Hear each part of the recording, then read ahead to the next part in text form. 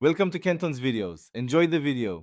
In this video, I will explain how to make cabbage yakhni. First, let's gather our ingredients.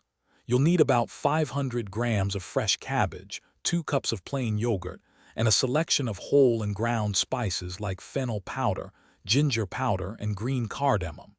Make sure your yogurt is at room temperature to prevent curdling. This dish is a delightful blend of creamy texture and aromatic flavors, perfect for a comforting meal. Now let's prepare our main components. Start by thinly slicing your cabbage. Aim for strips about 1/4 of an inch wide.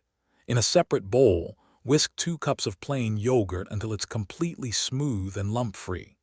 This creamy base is crucial for the yakhni's texture. Gently stir in 1 teaspoon of ginger powder and 1 teaspoon of fennel powder into the yogurt mixture, ensuring it's well combined. It's time to cook. Heat 2 tablespoons of cooking oil in a heavy-bottomed pot.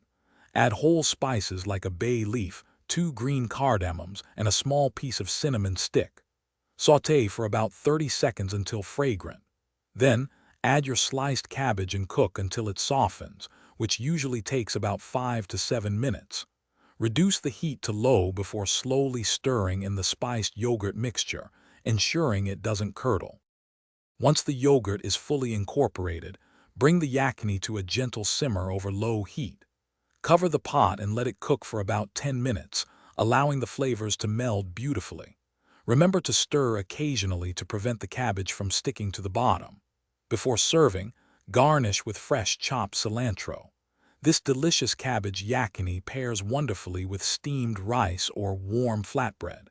Enjoy your homemade meal. Thanks for watching. Consider subscribing if we helped you.